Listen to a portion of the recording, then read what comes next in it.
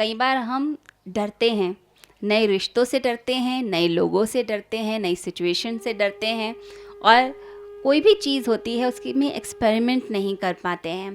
तो डरे नहीं, साधक के लिए ये सबसे ज़रूरी चीज़ होती है कि हमें डरना नहीं है, हिम्मत के साथ चलते चले जाना है, ज़्यादा से ज़्यादा क्या हो जाएगा, ये भावना के साथ हम आगे बढ़ें और अपने आप को ये याद दिलाएं कि वो विश्व शक्ति, परमात्मा की शक्ति मेरे साथ है, मेरा कुछ भी बुरा नहीं हो सकता है। ये विश्वास, ये लाइन तो ज़रूर रिपीट किया कीजिए। जब भी मन में डर आए, हिम्मत साथ छोड़ने लग जाए तो बोलिए भगवान जो है मेरे साथ हैं, और जब वो मेरे साथ हैं तो मेरा बुरा नहीं हो सकता है, मेरा अच्छा ही होगा।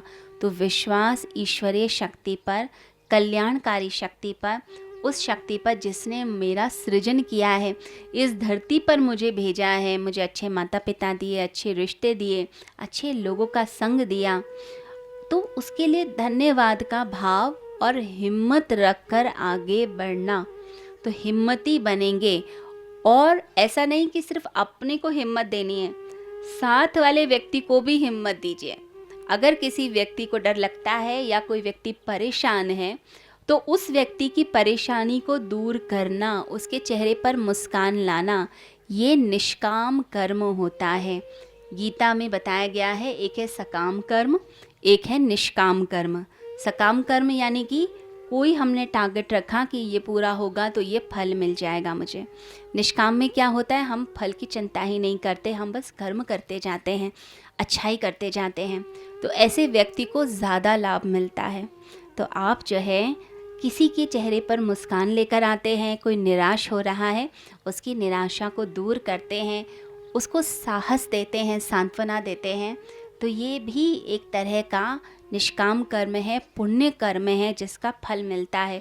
फिर क्या है, कभी हम निराश होंगे, कभी लाइफ में कोई घटना घट गई, बिजनेस में लॉस हो गया, कोई रिश्ता हमारा टूट गया, कोई हमें छोड़कर चला गया, उस समय फिर हम अकेले नहीं होंगे, हमारा वो पुण्य हमारा साथ देगा। फिर न जाने ऐसा होगा कि अनजान व्यक्ति जिसको हम जानते भी नहीं हैं, वो हमारी मदद के लिए आ जाएगा, वो हमारी मदद करने लग जाएगा, और वो कहेगा कि हिम्मत मत हारो, मैं तुम्हारे साथ हूँ।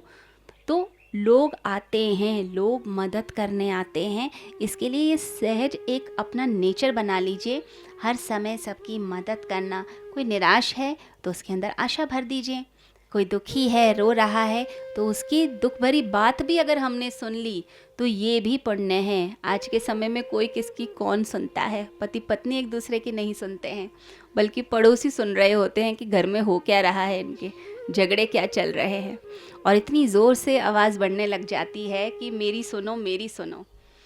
तो हर कोई एक दूसरे को अपनी बात सुनाना चाहता है। तो आप अगर किसी की बात को सुनते हैं, उसे सही एडवाइस देते हैं, तो उस व्यक्ति का कल्याण होता है। ये एक पुण्य है, इसे हमें करना चाहिए, दूसरे के दर्द को समझना। आज अगर हम देखें आजकल के समय में, तो काउंसलिंग कितनी फेमस हो रही है। आपने देखा होगा यूट्यूब में या इंटरनेट पे हम देखते हैं काउंसलिंग, हीलिंग, कि आप अगर परेशान हैं, लोनली हैं, डिप्रेस्ड हैं, तो आप किसी थेरेपिस्ट के पास जाते हैं, डॉक्टर के पास जाते हैं, तो वो आपसे आधे घंटे के सेशन के लिए, 1 घंटे के सेशन के लिए पैसे लेते हैं। तो वहाँ करना क्या होता है, बस वो आपकी दुख भरी बातें सुन रहे हैं, और उसके लिए आपसे चार्ज लिया जा रहा है। 1-1 हज़ार डॉलर, 3-3 हज़ार डॉलर अमेरिका में चार्जेस इस समय चल रहे हैं। तो लोग तरस रहे हैं कि कोई मेरी बात तो सुन ले, कोई मेरे साथ बैठ तो जाए, कोई मेरा हाथ पकड़ ले, मुझे कहे कि नहीं मैं तुम्हारे साथ हूँ। तो ये इस समय, इस युग की एक बहुत बड़ी समस्या है कि मैत्री भाव ही खो गया, एक दूसरे के प्रति अच्छी भावना ही हमारी खो गई। तो अगर हम साधक हैं, ध्यानी हैं, भक्त हैं, तो हमें इतना बड़ा दिल रखना चाहिए कि दूसरे की बात को हम सुन पाएँ और उसको सह भी पाएँ। तो कई लोगों का तो ये हाल होता है, लोग कहते हैं अपने ही दुख बर्दाश्त नहीं हो रहे, दूसरे के कौन टेंशन लेगा, दूसरे की कौन सुनेगा, या इसकी तो आदत ही है सारा टाइम दुखी रहने की, हर समय परेशान रहने की, खुद भी इरिटेटेड है और मुझे भी इरिटेटेड रखता है। और फिर ये भी लगता है कि कहीं ये रोज़ रोज़ घर में ना आ जाए, ये भी एक समस्या है, आदत ही पड़ जाएगी इसकी, तो लोग भागते हैं। तो आपने अपने आप को इतना काबिल, इतना शक्तिशाली, इतना पावरफुल बनाना है कि नेगेटिव चीज़ों का प्रभाव आपके ऊपर कभी पड़े ही नहीं।